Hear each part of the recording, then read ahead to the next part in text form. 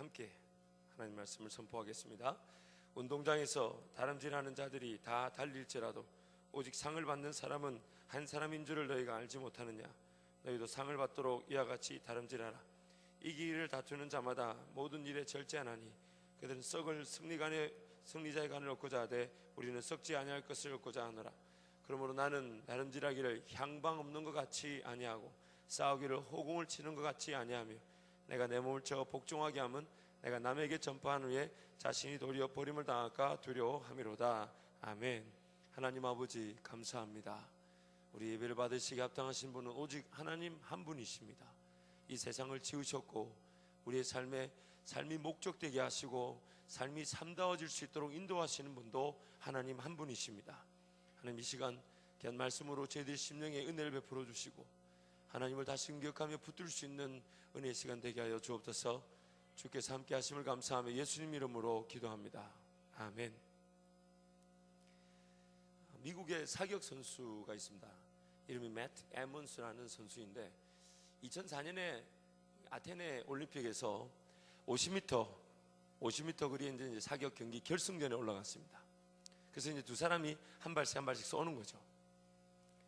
이제 상대편 선수가 한 발 쏘고 이제 매트 에먼스가 이제 7.2점 이상만 쏘면 됩니다. 이 매트 에먼스는 그동안 경기에서 사격의 제일 낮았던 점수가 그 당시 9.3점이었다 그래요. 그러니 이제 상대방 선수가 마지막 한 발을 쏘았으니 자기는 이제 7.2점 즉 7.3점 이상만 쏘면 금메달입니다. 그 마지막 경기 영상 51초짜리인데 한번 보시겠어요?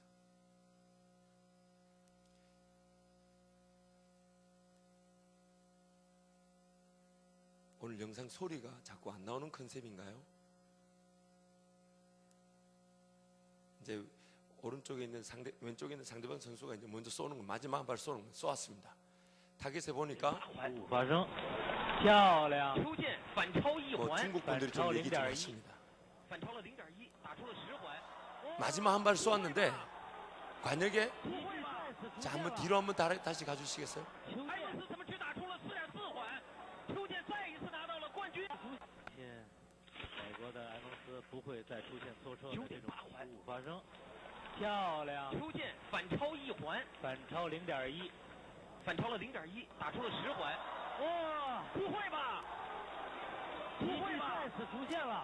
이제 됐습니다. 마지막 한 발을 쏘았는데 관역에 그 한 발이 나타나지 않았습니다. 이 사람이 결승전 올라가기까지 제일 낮았던 점수가 9.3점인데 그래서 이제 7.3점 이상만 쏘면 되는데 마지막 한 발을 관역에다 쏘았는데 관역에 그 점수가 나타나지 않았습니다. 이유가 뭐냐? 옆에 관역을 쏘았습니다. 총을 들고 자기 관역을 쏘아야 되는데 옆에 관역을 9.8점으로 쏘았습니다. 그리고 이 사람은 이 매트 에먼스는 2004년 아테네 올림픽에서 50m 사격에서 1등을 할 사람인데 8등을 하고 말았습니다. 여러분, 우리 인생은 속도가 중요한 게 아닙니다. 방향이 중요합니다. 우리 인생은 얼마나 빨리 내가 걸어가는가가 중요한 게 아닙니다. 내가 어디를 향해 가고 있는가 하는 그 방향이 매우 중요합니다. 여러분, 대부분의 사람들이 여기에 속고 있습니다. 방향이 잘 보이지 않기 때문에 지금 걸어가는 것 최선을 다해 걸어가려고 합니다. 그래서 속도에 관심을 두죠. 속도에다가 다른 친구들보다 조금 더 빨리 취직되고 다른 친구보다 조금 더 사업이 빨리 잘 되고 다른 친구보다 조금 더 내가 안정적이길 바랍니다. 사회적, 정치적, 경제적 그런 영향력 있는 위치도 내가 조금 더 빨리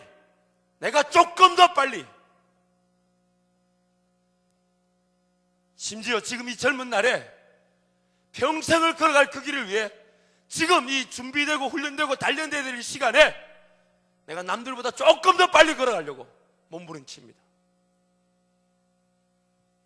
조금 더 내가 남들보다 안정적이고 싶고 조금 더 내가 내 통장에 돈이 좀 더 많이 들어갔으면 좋겠고 조금 더 내가 또박또박 월급 나오는데 갔으면 좋겠다는 그런 생각들, 그것이 분명한 방향을 분명한 삶의 방향을 두고 정해진 것이라면 당연히 감사할 일이지만, 방향도 없이 당장 먹고 마시고 입는 문제 벌벌 떨면서 속도에 관심을 둘 수가 있습니다. 너무너무 안타까운 것은 방향을 제대로 설정하지 않았음에도 불구하고 속도를 낼 수 있다는 겁니다. 방향이 제대로 어디로 가고 있는지 잘 모른 채도 인생을 소비하고 낭비하고 속도를 낼 수 있다는 거예요. 여러분, 산을 타보시면 알죠? 산을 올라가면서부터, 이 체력과 에너지가 있는 산을 올라가면서부터 길을 잃는 사람은 없습니다. 심지어 체력과 에너지가 없어서 길을 잃는 사람은 없습니다. 방향을 잃었기 때문에 그 방향을 잃고 난 다음에 헤매다 보니까 방향을 잃고 길을 헤매면서 체력과 에너지가 떨어져서 길을 잃고 마는 거죠. 제가 해군 하사관 출신인데 배를 한번 이렇게 파견근무로 탄 적이 있습니다. 이 탱크를 싣고 다니는, 그래서 배 앞에 보면 이렇게 문이 열리는, 고개 끄덕인 분들은 이제 연세 드신 분들이고 고개를 안 끄덕인 분들은 젊은 사람들이죠. 웃으라고 해도 안 웃고. 근데 그 배를 한번 이제 제가 파견근무로 이제 저기 연평도며 대청도며 이제 백령도로 한번 가는 배인데 타게 되었어요. 제가 그때 이제 보직이 행정이었기 때문에 이게 그 소위 말하는 이제 차출 명령이 떨어졌는데, 그 딱 보니까 그 배가 유명해요. 원래 타고 싶기로. 왜냐하면 그 배를 타면 이렇게 먹을 게 많고 또 여러 가지 잡수도 많고 섬도 많이 들리기 때문에 재미가 있어요. 그래서 그 차출 명령을 보고 제가 행정 담당이니까 제 이름을 써서 보내서 이렇게 배를 탔던 적이 있습니다. 물론 갔다 와서 영창을 갔지만. 그래서 이제 근데 그 배를 탔어요. 그 배를 탔는데 이 밤에 이제 잠이 안 와서 조타실 한번 이렇게, 조타가 뭐냐면 키가, 그 배는 오래된 배라서 함교 제2위에 배를 조종하는 분들이 있고, 그 밑에 1층은 꼭대기 3층은 함교 배를 조종하는 분들이 있고, 그 1층에는 이제 키가, 조타실에서 키를 돌리는 이 조타수들이 있습니다.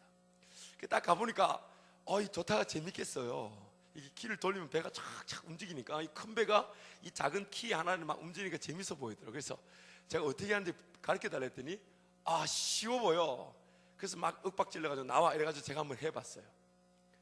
그날이 언제냐면 연평도에서, 연평도 아시죠? 그 북한 그 NLL 경계 지역에 있는 그 연평도에서 대청도로 이제 가서 이제 백령도로 가는 길인데, 이 연평도에서 대청도 가는 길이 이제 NLL 경계선 바로 밑에 선을 이렇게 직선으로 가게 되어 있습니다.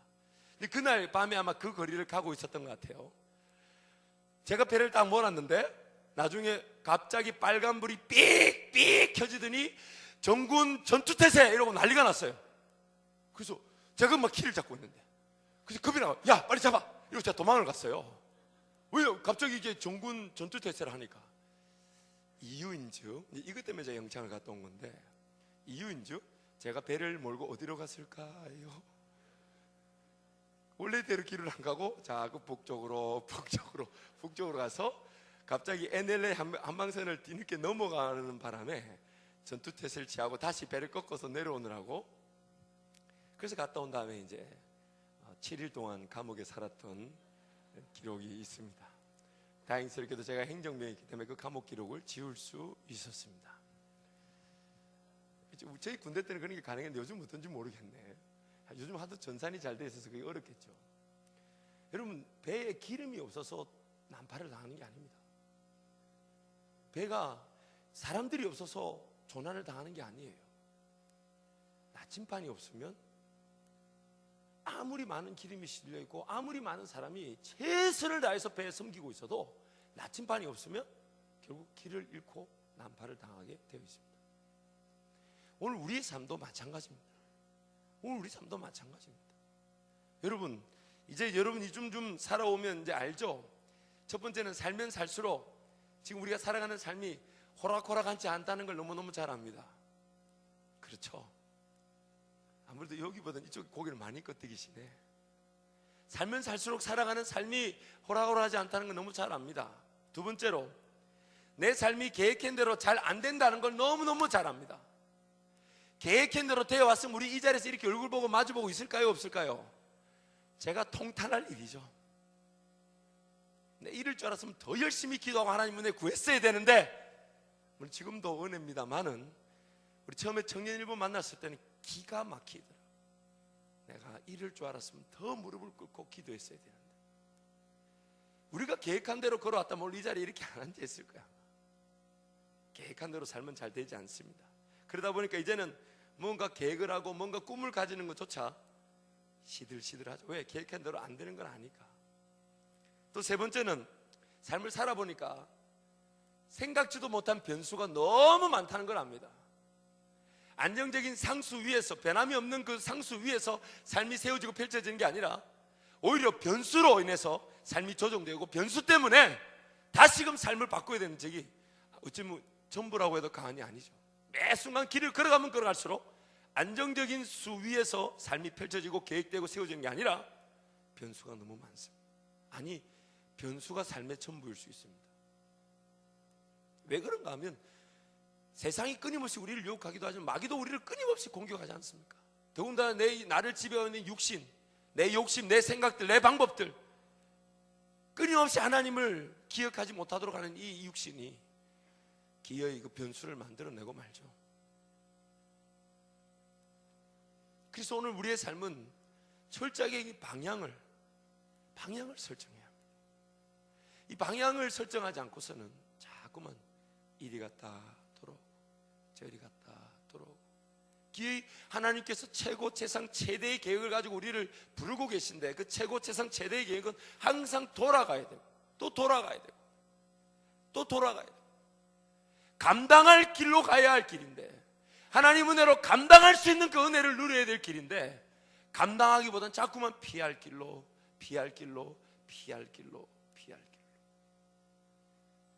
이제는 뭔가 감당해야겠다는 생각보다는 그저 닥치는 대로, 주어지는 대로, 어쩔 수 없이 그렇게 삶을 살아갈 수 있습니다.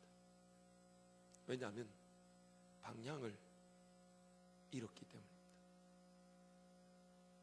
우리 지금 이제 입시를 준비하고 있는, 정시를 이제 준비하고 있는 지체들이 있죠. 제일 통탄할 일이 뭐냐면 대학 전공을 뭘 해야 될지 모를 때 본인들도 미치고 환장하겠지만, 그런 지체들 모습을 보는 저는 더 미치고 환장하겠어요. 뭐가 틀렸나? 그럼 대학 가서 공부 왜 해야 되지? 무슨 과를 가야 될지 모르는데 대학을 왜 가나? 여러분, 그런 질문 던져 보지 않습니까?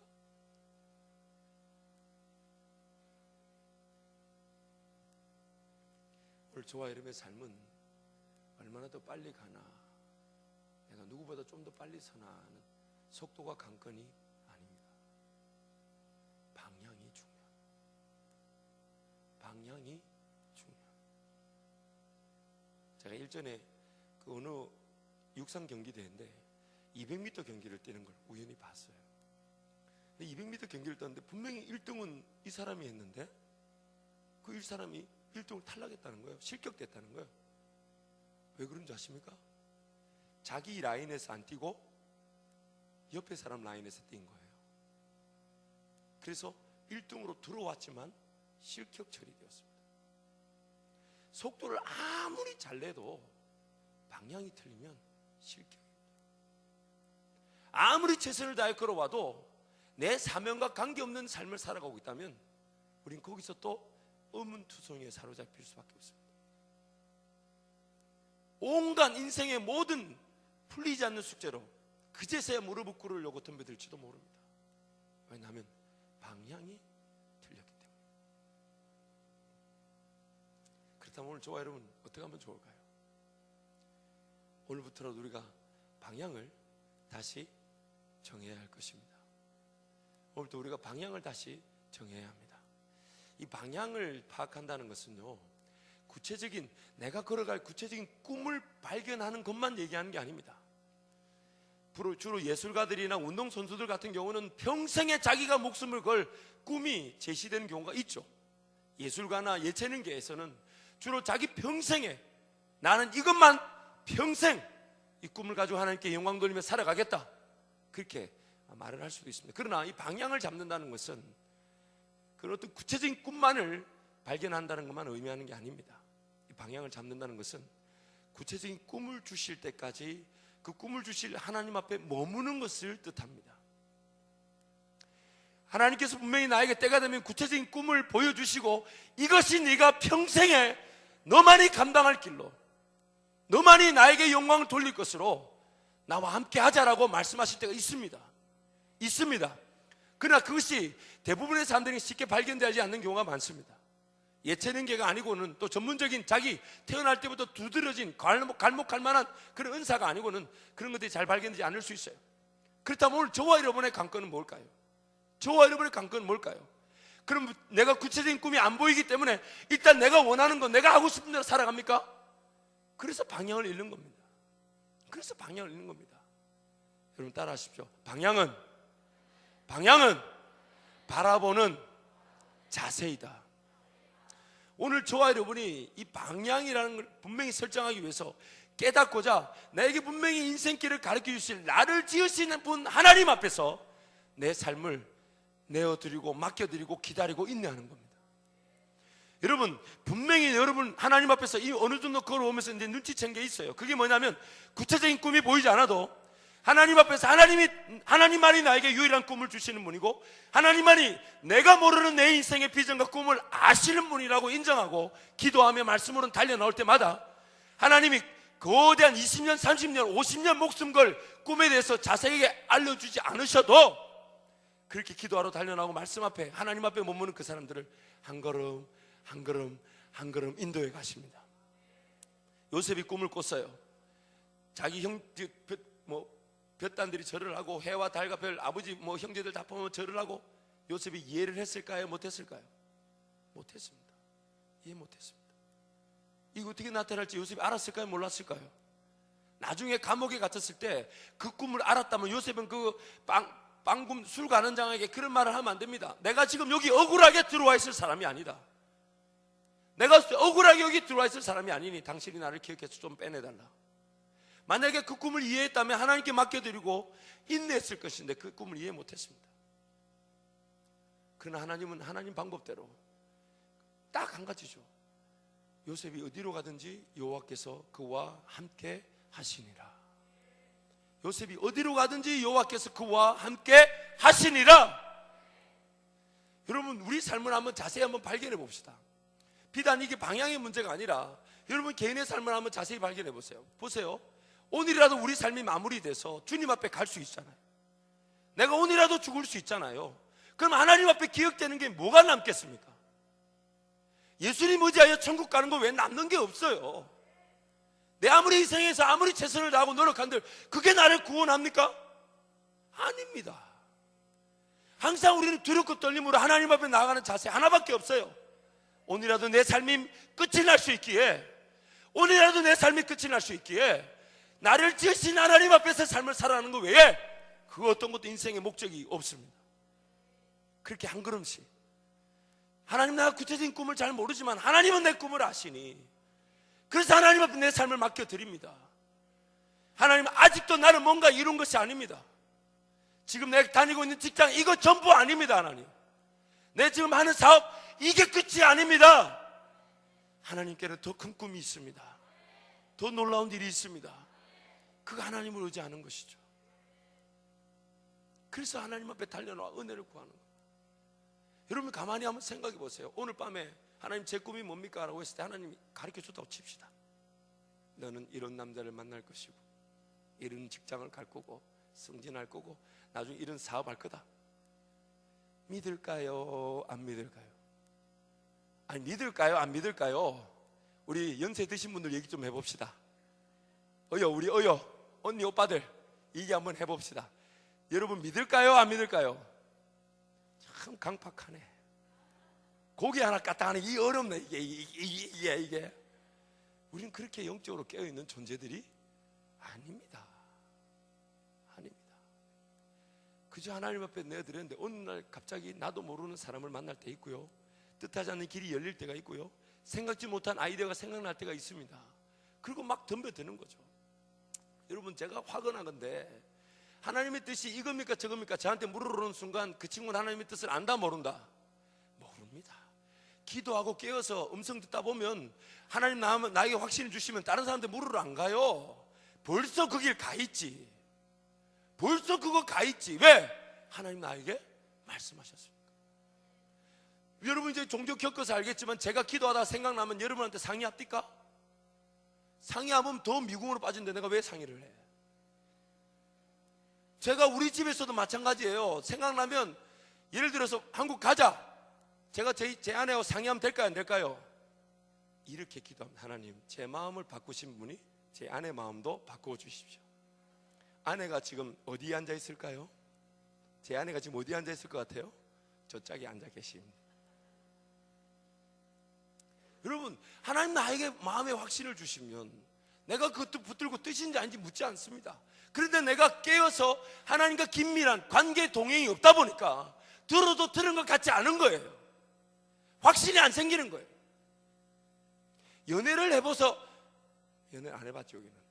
연애를 해봐서 알잖아요. 100일 만에 만났는데 그때 사랑한다면 그 사랑이 믿어집니까? 실컷 지할까 하다가 와가지고 사랑한다 그러면 사기꾼 같지. 그렇지 않아요? 이 인간 미쳤나 이렇게 되지. 매일 그 마음이 느껴지고 인격적인 동행이 느껴져서 하나님 그분이 어떤 분이고 그분과 걸어간 한 걸음이 어떤 걸음인지를 깨달을 때마다 그분 말씀이 내 마음에 구구절절히 느껴지고 깨달아지고 이해가 되고 붙잡아지는 거 아니냐 말이에요. 여러분, 구체적인 꿈 분명히 하나님 때가 되면 주십니다. 보여주십니다. 붙잡고 기도할 때가 있어요. 그러나 그때까지 우리가 뭐하냐 말이에요. 우리가 뭐하냐 말이에요. 속도만 낼 것이 아니라 하나님 앞에 목숨 거는 겁니다. 여러분, 삶을 전폐하라는 얘기가 아닙니다. 기도하기 위해서 삶을 전부를 다시 재편하는 거죠. 새벽을 깨우기 위해서 9시만 되면 서로 전화해가지고 리더들끼리 목원들끼리 전화해야 돼요. 9시 되면 딱 전화해가 딱 한마디, 잡시다. 앞으로 내 관저동에 마치광장에 제가 8시 반부터 순찰을 다니려고 해요. 순찰 딱 다녀가지고 눈에 띄는 건 우리 벌금으로 할까? 벌금으로? 홍복순 전사님, 김동희 전사님 벌금제도 만들어서 내한테 보고해요. 와, 우리 어마어마 교회를 지을 것 같은데 내 생각에 선교지 나라를 구하지 않을까 싶네. 하여튼 마치광장 제가 8시 반 9시 농담 아니에요. 갑니다. 서로 눈 마주치고 어색하기 없기. 왜요? 내 인생이, 우리 인생이 중요한 게 뭡니까? 물론 교제도 중요하죠. 그럼 교제를 꼭 그 시간에 해야 됩니까? 우리가 과연 시간이 없는 걸까요? 아니잖아요. 우선순위가 뭐냐? 우선순위. 내가 뭘 공부해야 될지 모르면 하나님 뭘 내가 공부하면 좋겠냐고 달려나와 기도하고 은혜를 구해야 될 일이지, 눈치 보기.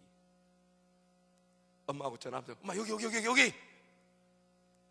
그렇게 지금 준비되어 있죠. 지금 적절한 지혜도 필요하겠지만 가장 중요한 것은 하나님은 나에게 무엇을 원하실까?